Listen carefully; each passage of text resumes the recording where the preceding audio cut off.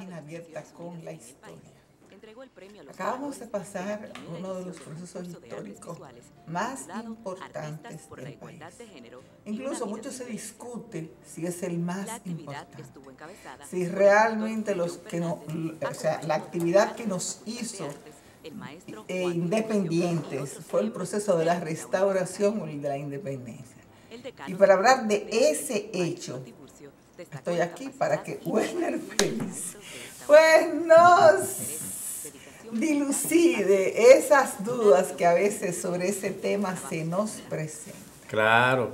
Saludos, doña Diana, y a nuestro querido público que nos ve cada semana y que es un público numeroso y además interesado en la historia dominicana, en este espacio en el que tratamos siempre de hablar de una historia no tradicional, de una historia diferente a como ha sido hasta ahora contada, pero apegado a la verdad y a los documentos históricos.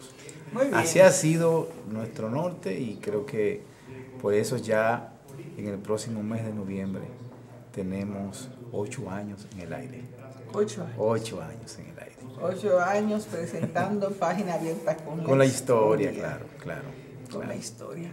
Werner, realmente es el proceso de guerra y de lucha que denominamos restauración el fenómeno histórico más importante y que más marca la República Dominicana. No, en lo absoluto, doña Diana, en lo absoluto. Mire, el fenómeno histórico que marca la República Dominicana es indudablemente la independencia. Su nacimiento. Claro. Sin independencia no hay restauración. Eso es algo que es muy lógico. Y la restauración precisamente se trata de restaurar como su nombre lo dice, la perdida independencia, la perdida soberanía que teníamos, la perdida república.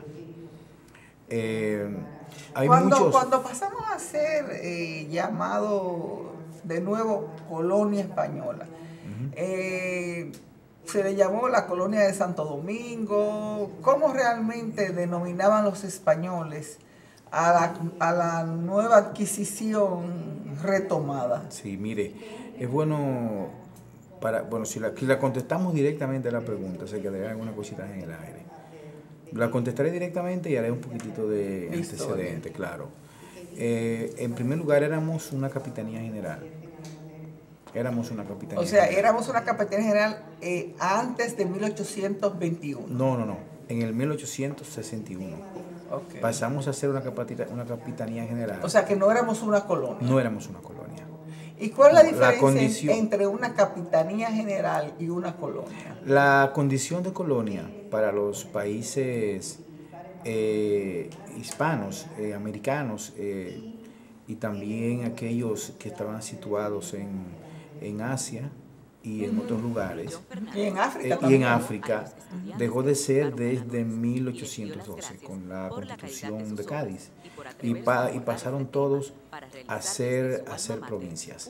O sea que en el año 1821 lo que pasó a ser independiente con la pequeña independencia, con la corta, no pequeña, pero sí corta independencia efímera, fue una capitanía una provincia. Una provincia. Pero ya en este momento ya éramos capitanía. Básicamente, que era una condición diferente al de provincia. Diferente. Básicamente era lo mismo, pero con nombres diferentes. Con una denominación diferente. Exacto. Viene siendo como, por ejemplo, cuando uno habla de Guadalupe, de Martinica, de Guyana, de la Isla Reunión, no se llaman colonias. No. Inclusive, debo decir que aunque ellos no le llamen colonia, los franceses, y le llaman Département d'Outre-mer, que significa departamento en español, en francés es provincia. Yo debo decir que paradójicamente los lugareños, cuando se refieren a Francia, le llaman l'hexagone, o sea, por la forma hexagonal de Francia, y más que el hexagone, le llaman la métropole. Oh. ¿Sabes qué, doña Diana? Pero es un término que se ha venido repitiendo, pero Sí. ya no es una La metrópoli. entonces. La metrópoli. Sí. La colonia, para establecer un poco la diferencia, básicamente implicaba la presencia del imperio, del estado correspondiente, pero sin que desde ese estado, de ese lugar, hubiese ningún tipo de incidencia en el lugar en el colonialista. O sea, simplemente la colonia implicaba que yo hacía presencia allí, que yo obtenía todos los recursos allí, pero en mi organización interna, entiéndase, en el Parlamento, en el Consejo de Ministros o en los parlamentos que no había presencia. No había presencia de los habitantes de ese lugar. A diferencia de lo que ocurrió en el 1812, que en las provincias sí se eligieron representantes latinoamericanos para discutir la Constitución de Cádiz y pasaron a formar parte del Parlamento. Entonces ya ahí cambia la connotación y entonces la condición de provincia implica la adquisición de derechos de representación y de discusión. Y yo debo decir que quizás también eso era, estoy elucubrando, quizás también esto era una influencia de la Revolución Francesa, porque recuerda que antes de la Revolución, por ejemplo, Haití y las colonias francesas no tenían representantes ante el Congreso, ante la Asamblea. Y después lo tuvieron. Y luego lo tuvieron. Claro. Más o menos por ahí que va. Pero ya a partir de 1812 dejó toda América dejó de ser colonia y pasaron a ser provincias, precisamente por este y otras implicaciones que tenían que ver con un poco más de facilidades, con un poco más de criterio y eso. Y también pasó eso entonces en el año, o sea, se retomó ese mismo sistema cuando nos hicimos de nuevo parte de España, cuando se produjo la anexión. Sí, pero no llegamos a tener representantes. La capitanía tenía una dependencia que era de Cuba. Y no éramos como parte de, o sea que la provincia. O sea que estaba en Cuba. En Cuba, exacto. Y teníamos representantes ante Cuba. Las decisiones para aplicar en el país se tomaban en La Habana. Y entonces eran refrendadas por ellos, pero primero tenían que ser autorizadas por el gobernador. O sea que de una manera u otra estábamos un poco subordinados a las directrices de La Habana. De La Habana, exacto.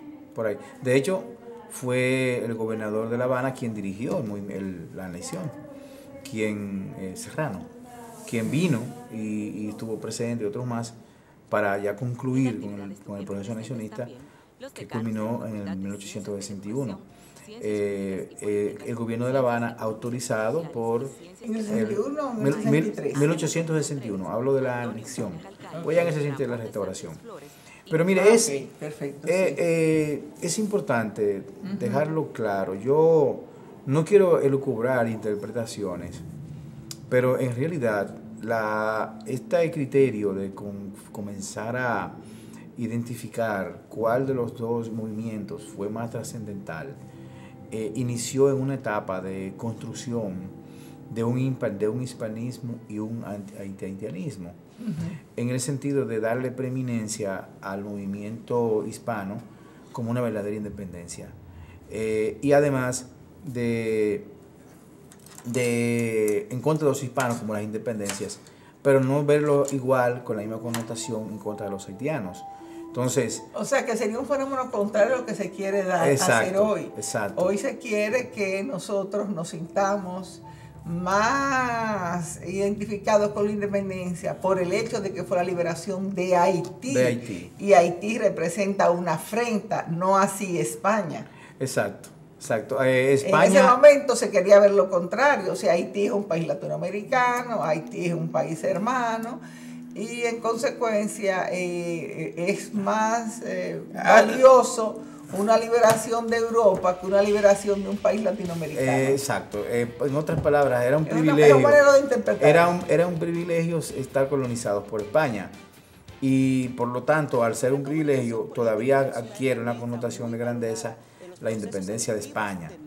Pero Haití era una ignominia estar debajo del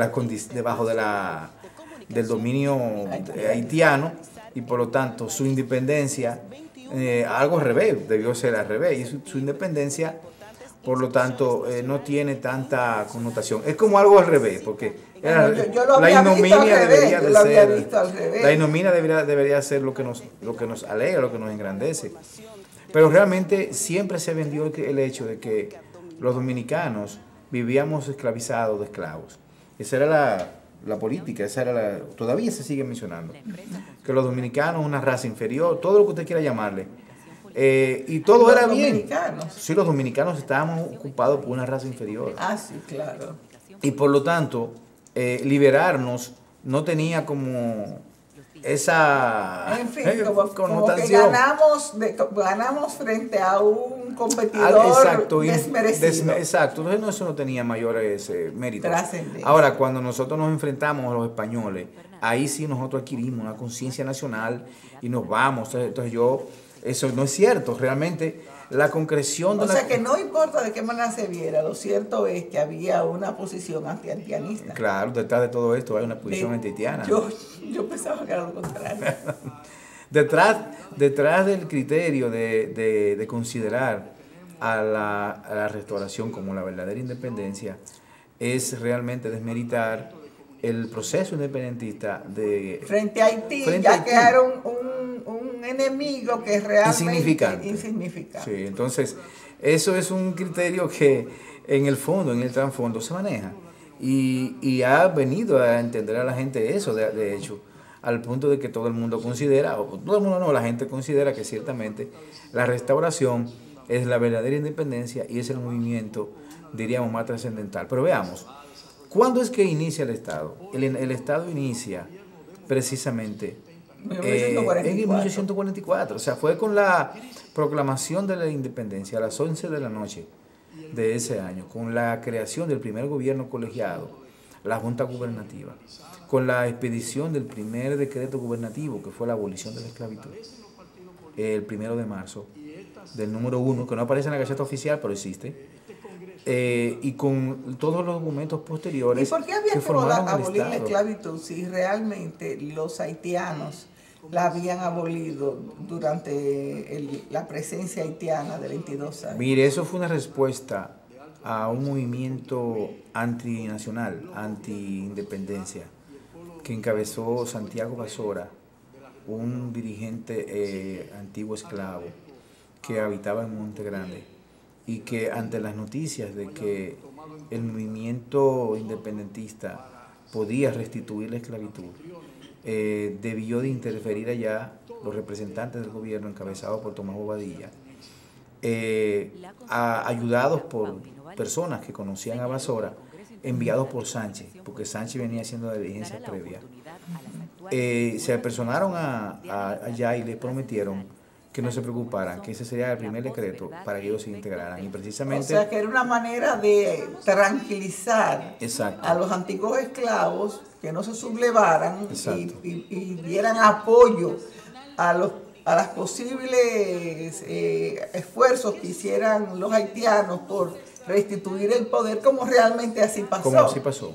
Naturalmente, esto nos pone a dudas, porque no fue una abolición o no fue una decisión producto de la dinámica política y de una realidad social política del momento, sino de una coyuntura de guerra, de una coyuntura opositora que era necesaria atraérselo para concretar la independencia. Era una manera de ganar adentro. Exacto. Y esto entonces fue el resultado. Y qué bueno que fuera así, porque de hecho el país desde ese entonces fue completamente antiesclavista. Y ya nunca más hubo esclavitud. No, al contrario.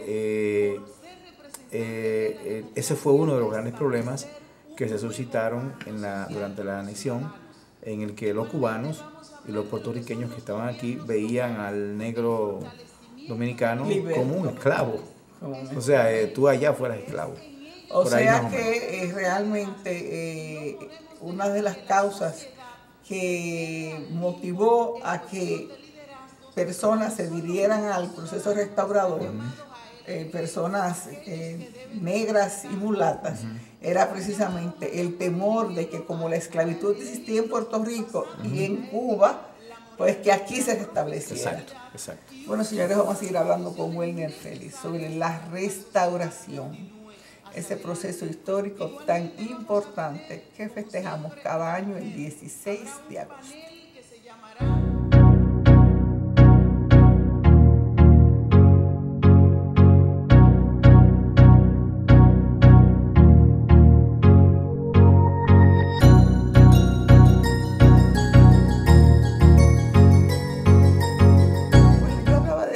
De agosto, y realmente yo creo que es importante aclararle, porque no todo el mundo sabe que ese no fue el día que se cristalizó la restauración, no. Sino el día en que se dio el grito de Capotillo, que es la declaratoria de vamos a luchar por restaurar la independencia. Mire, es bueno aclarar el punto. Hay que decir que el 16 de agosto es un día simbólico. O sea, es más que una fecha... o sea, propiamente dicha que pasó ese día. Que nos restauramos, que restauramos la República ese día. Más que eso, es una fecha simbólica.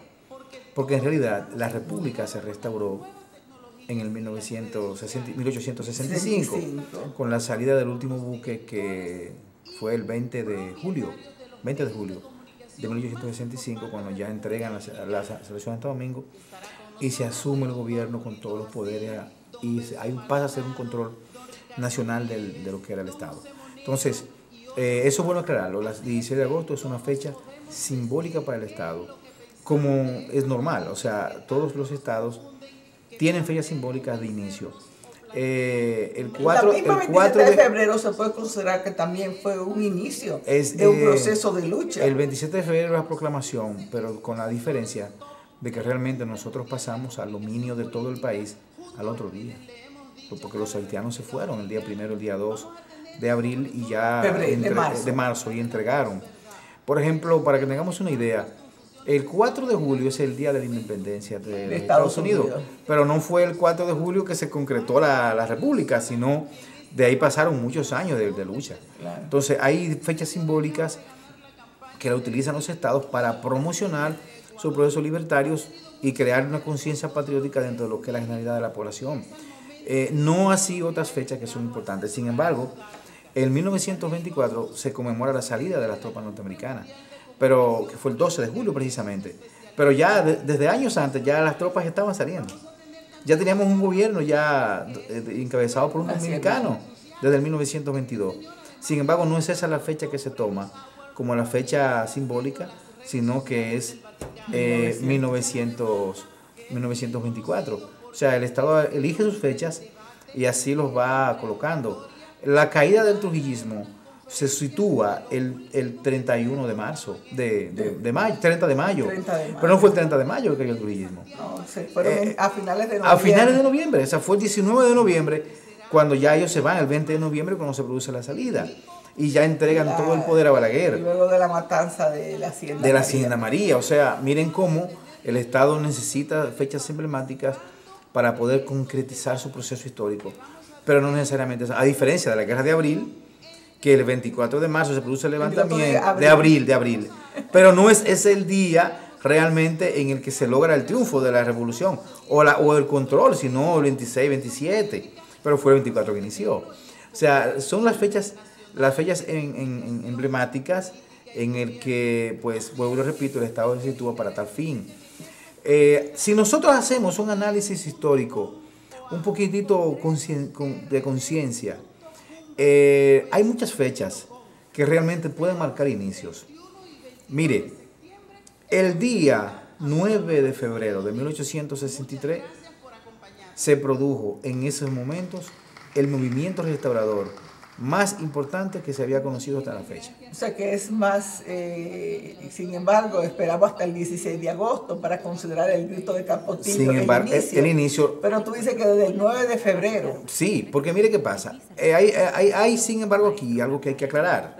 Y es que el 16 de agosto hay continuidad, o sea, no hay una ruptura. Se produjo el movimiento y no cesó. Desde que desde el grito de Capotillo ya no hay vuelta atrás. De todas maneras, yo creo que tú expliques, sí. ¿Qué fue lo que pasó ese 9 de febrero de 1863 y ese 16 de agosto? ¿Y qué pasó entre el 9 de febrero y el 16 de agosto? Brevemente. Mire, es que usted me lleva a preguntas, pero que realmente unas se enlazan por los procesos históricos. Hay que primero decir, doña Diana, que toda la República, desde el mismo 19 de marzo de 1861, desde ese mismo día, la República se mantenía en un estado de expectativa. O sea que no todo el país había visto con beneplácito la decisión de Santa Anna. No todo el país. Hay realidades y realidades.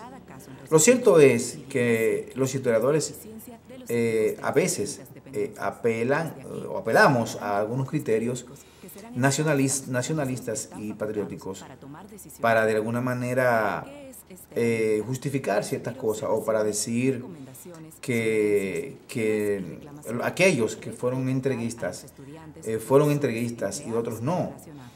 Hay que ver las cosas en su contexto. Por eso el que explica la historia debe de tener cuidado. Eso lo hemos nosotros dicho aquí. Y ser lo más objetivo posible. La verdad era, doña Diana, que en 1861 todavía nosotros vivíamos en unas situaciones un poquitito delicadas desde el punto de vista de fenómenos económicos y fenómenos sociales. El país había vivido durante 1844 y 1856 muchos conatos, una guerra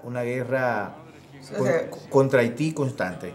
Fue una guerra en la que el pueblo habíamos vivido en ascuas todo el tiempo. El 44 y el 56. Sí, pero no creamos que los años en que no había guerra estábamos tranquilos. No, la frontera fue todo el tiempo una frontera de tiros y de problemas, en el que los hombres y mujeres tenían que ir a la frontera, los hombres, a hacer servicios fronterizos, militares. Y solo hay que ver los libros, cómo los hombres se negaban, algunos alegaban enfermedades, de todo. Y realmente, doña Diana, fueron años en el que el pueblo dominicano también construyó su propia nacionalidad. O sea, y se identificó como pueblo porque vivió momentos difíciles. Ahora bien, para esos años había unas situaciones delicadas económicamente que el país no arrancaba. Contra Santa Anna las cosas no fueron tan pacíficas tampoco.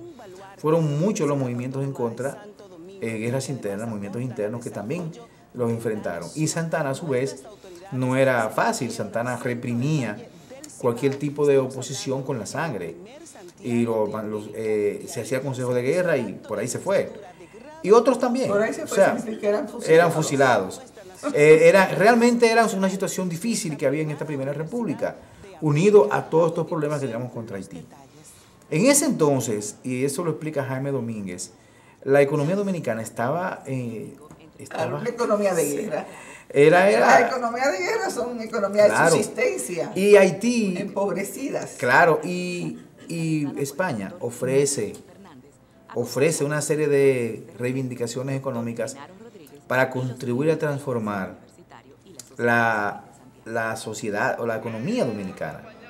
Y eso la gente, todo el que le ofrece de alguna manera vieron el ofrecimiento, más allá de un patriotismo, lo vieron como una posibilidad. O sea, me está llevando...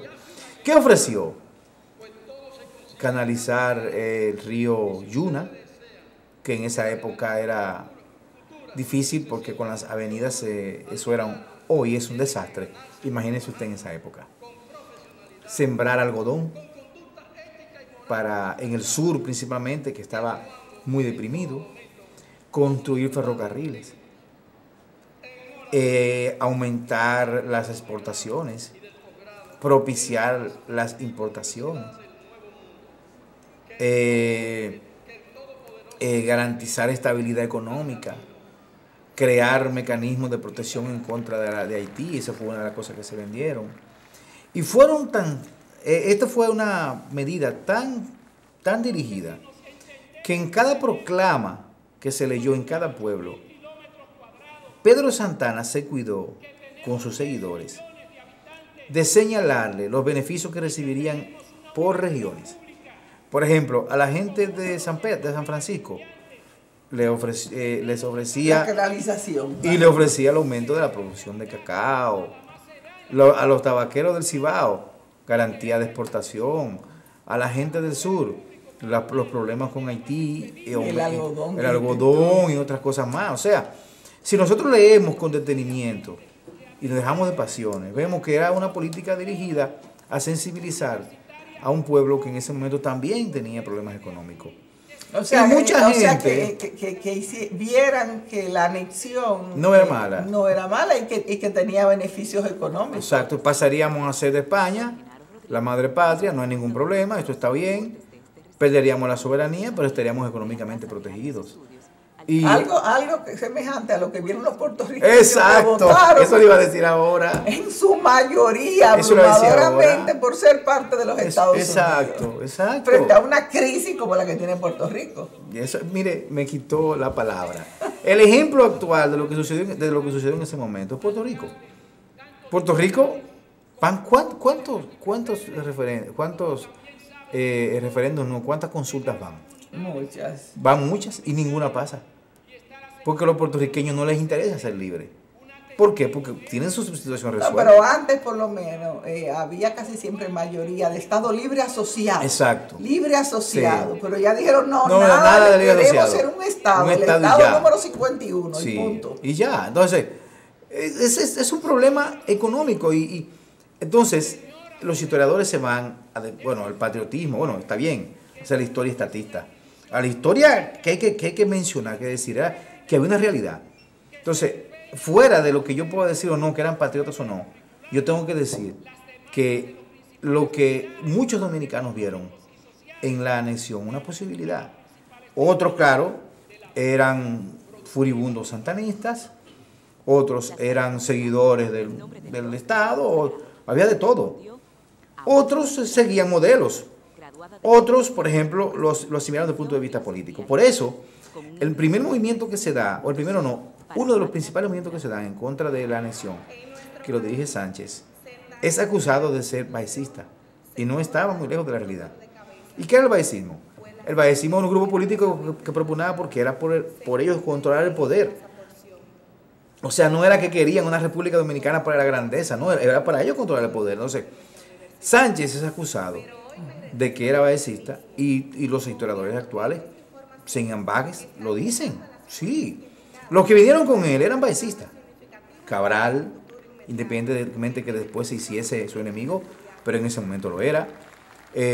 Fernando Taveras y otros más baecistas que se habían huido de la restauración, habían huido del movimiento de la Revolución del 57 en contra de Báez hacia Haití, y que pululaban en Haití y que estaban en Saint Thomas en otro sitio, y otros perseguidos por Santana. O sea, realmente a ellos se los acusaron de ser baecista, y ser baecista era un tema político, era un tema de control del Estado. Entonces, pero los baecistas no querían lo mejor para el país, los baecistas no querían... sin embargo, hoy vemos el movimiento baecista, el movimiento de Sánchez como movimiento patriótico, pero realmente es un movimiento político. ¿Me entiende la dinámica? Claro. Era al mismo tiempo de patriótico, era al mismo tiempo un movimiento político, porque estaba detrás de ello un político, la figura de Báez. Entonces, así se le que era contra Santana. Que era contra Santana. Luego Báez se plega al sistema, es declarado mariscal y se tranquiliza, porque eso es lo que quería. Bueno, ya tengo lo mío, no hay problema. Pero también hay una connotación patriótica, o sea, hay una mezcla de todo. Los que siguieron a Sánchez, había de todo. Había patriotas, baecistas, de todo. Lo que quiero decir, doña Diana, que realmente era un barril de pólvora que había en ese momento.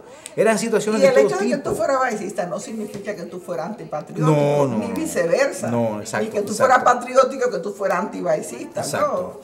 No. La pregunta que yo siempre he dicho, a veces ser patriota nos lleva a nosotros a sacrificarlo todo en aras de la patria. Pero mientras tanto, nosotros eclipsamos el bienestar de nuestros conciudadanos. Por eso yo me pregunto, si cuando actuaron los hombres y mujeres de esa época, actuaban por ser antidominicanos o actuaban pensando en el bienestar de la nación. O sea, yo me pregunto, porque yo tengo que hacerme pregunta como historiador. ¿Ellos actuaron para eclipsar el país o por el bienestar de la nación? Su actuación posterior de la mayoría demuestra que lo que buscaban era el bienestar del país. Porque luego ellos dicen, no, pero a lo mejor contábamos antes, y se voltean. O sea, la búsqueda entonces, en esos casos se le atribuye un beneficio personal. Por eso es que el tema de la restauración doña Diana es hartamente delicado y ha sido tratado hasta ahora desde un punto de vista exclusivamente patriótico. Y eso no da razón. Hay que ver otras modalidades económicas, sociales. Volvemos a la pregunta, William. ¿Qué pasó el 9 de febrero? No, porque voy para allá. ¿Qué es lo que significa, doña Diana? Quiero decirle que durante 1861 y 1863 la República Dominicana se mantuvo en conatos. De todas maneras, eso tú me lo vas a decir precisamente en el próximo segmento.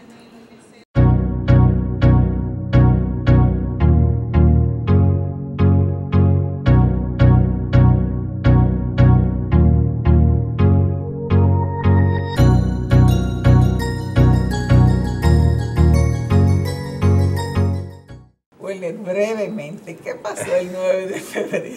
El 9 de febrero, en la madrugada del 9 de febrero de 1863, estalló.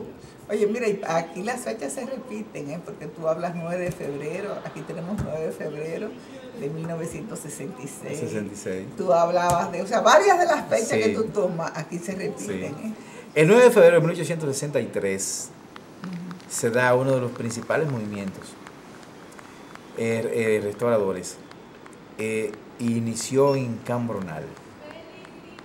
Hoy se conoce como el movimiento restaurador de Neiva, pero realmente fue un movimiento restaurador que inició en Cambronal. ¿Y Cambronal se llama hoy Cambronal? No, Cambronal se llama Galván. Hay que reivindicarlo, porque realmente fueron los galvaneros los que dirigieron este movimiento. Este movimiento estaba dirigido por un señor apellido de Sena. Siempre se mencionaba que lo dirigía un zapatero llamado Cayetano Velázquez, pero realmente hoy sabemos que quien dirigía el movimiento era un señor apellido de Sena, y que Cayetano Velázquez estaba dentro de los principales dirigentes opositores no, de los restauradores. Ellos se sublevaron la noche del 9 de febrero y naturalmente parten inmediatamente hacia la plaza, que era donde estaba el gobierno municipal, y es en Neiva. Van a Neiva y allí estaba depuesto Tomás Bobadilla, hijo, y ellos inician... O sea, un hijo de Tomás Bobadilla. Un hijo de Tomás Bobadilla, sí.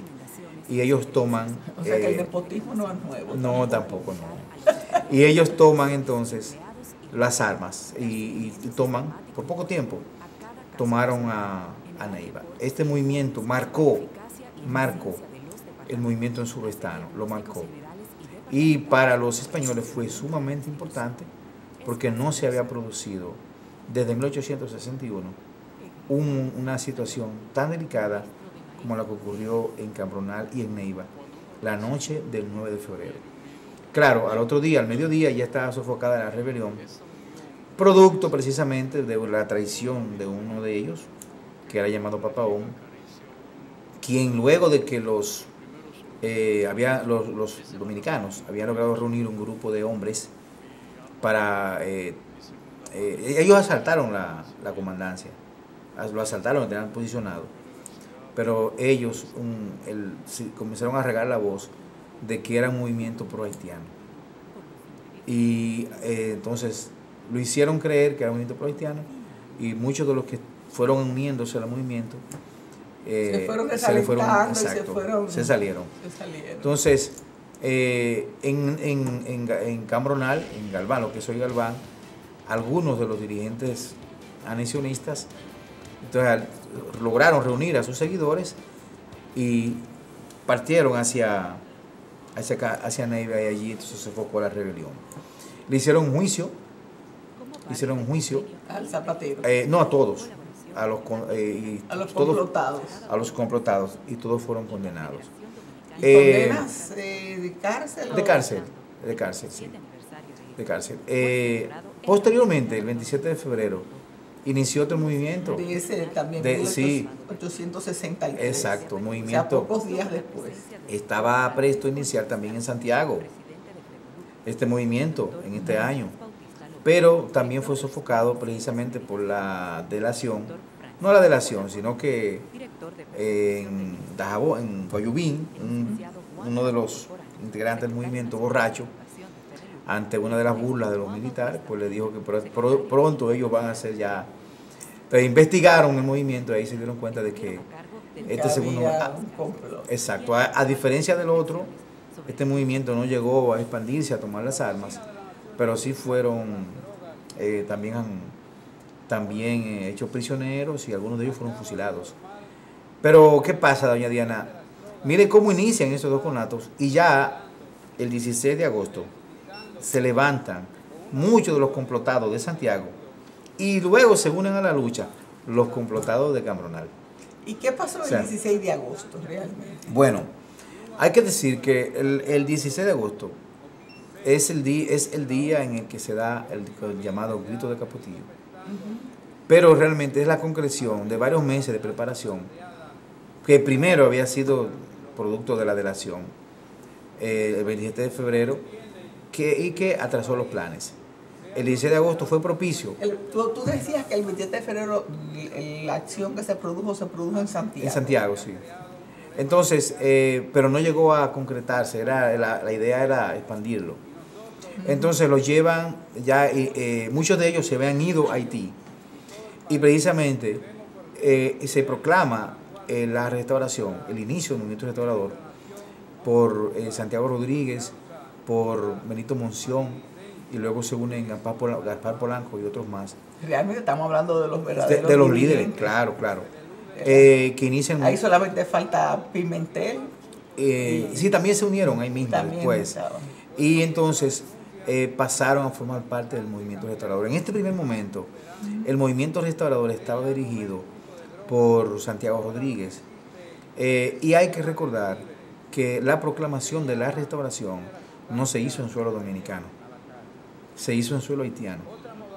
Precisamente la proclamación. Que el espacio que hoy se recrea, este grito, que está muy cerca de la frontera por Santiago Rodríguez, exacto, en la provincia de Santiago Rodríguez, no corresponde ahí. No.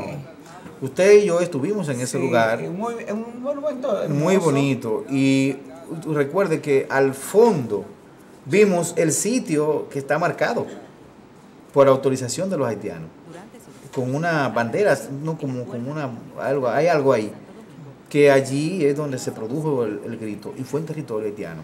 De ahí se trasladan, pero estamos hablando de una franja de 200, 300 metros. Sí. De ahí se trasladan hacia esta parte, en Capotillo, y comienza entonces el movimiento restaurador que culminó con la toma de Santiago. Que desde el 17 de agosto del 63 hasta marzo del 65 realmente no hubo ni un minuto de paz. No. Todo el tiempo guerra. En un punto o en otro. Exacto. Mire, este movimiento restaurador hay que verlo con muchas connotaciones.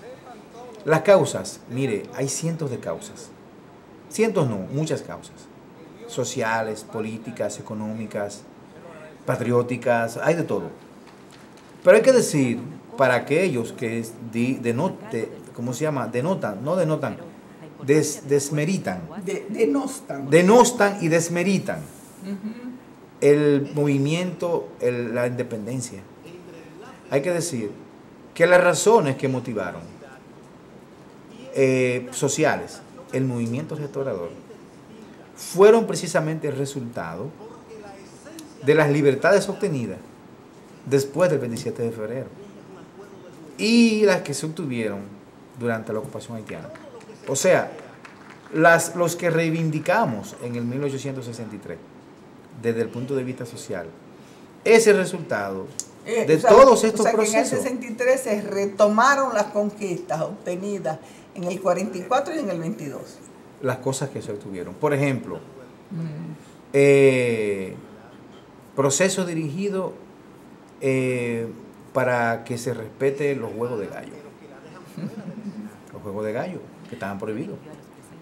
Bueno, la gente podrá... Usted acaba de reírse, pero... No, porque... Doña Diana, el juego de gallo era, para el dominicano de entonces... Todavía lo sigue siendo para mucha gente una manera... No, pero para el de entonces era prácticamente una de las pocas actividades de diversión. Las pocas actividades lúdicas. Que había un momento que no había cine, que no había televisión, nada. que no había nada. El juego de gallo era sagrado. A los sábados no había quien hiciera otra cosa más que jugar gallo. Los sábados. O sea, eso es... O sea que, y el juego de gallo implicaba que tú crías el gallo, le das seguimiento. Claro, es claro. todo un estilo de vida. Claro, claro. La obligatoriedad, que fue una de las cosas que se resaltan, del servicio de bagajes. Eso también era parte de las libertades obtenidas. El impedimento del acceso de ciertos sectores al control del Estado, precisamente los hombres de color.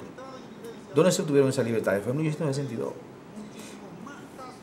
Juegos de azar, que eran unas prácticas comunes. O sea que los españoles habían venido aquí con a querer instalar una serie de prácticas comunes en España, que por ejemplo como el matrimonio.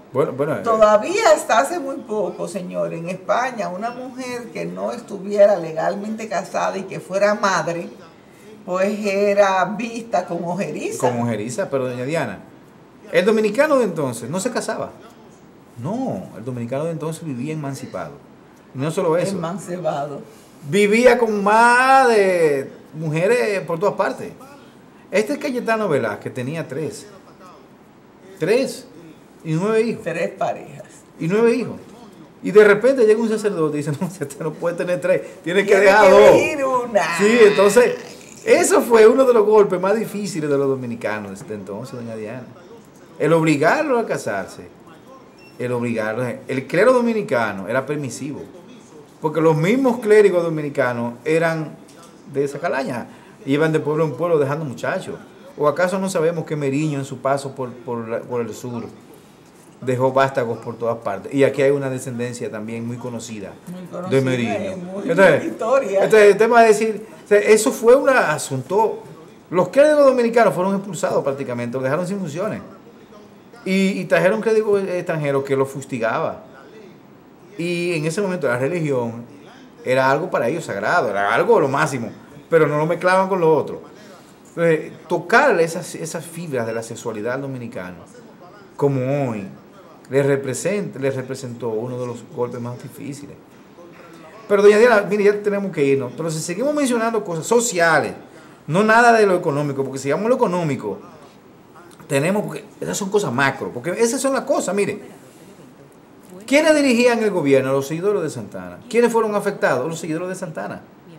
O sea, un grupo muy pequeño de Santo Domingo, de Santiago, de La Vega, de Moca, de Puerto Plata, pequeño. O sea, esos son gente que comenzaron a recibir problemas, tener problemas, porque fueron sacados del control de los trabajos públicos y eso. Pero ¿quiénes ocuparon los trabajos públicos?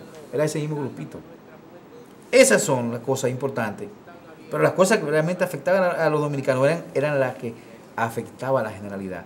Esas cosas afectaban, pero al grupo. Ahora, ¿qué afectaba a esa masa? El aumento de los aranceles, que le aumentó los productos de primera necesidad. ¿Qué afectó a la masa? O sea que los españoles además trajeron un pago de impuestos. Exacto, para mantener el Estado. El Estado. Más y alto. La gente no estaba acostumbrada. No. Todavía hoy, señores, la gente no paga impuestos. Y 2 años después lo aumentaron, 2 años después no hicieron nada de lo que prometieron.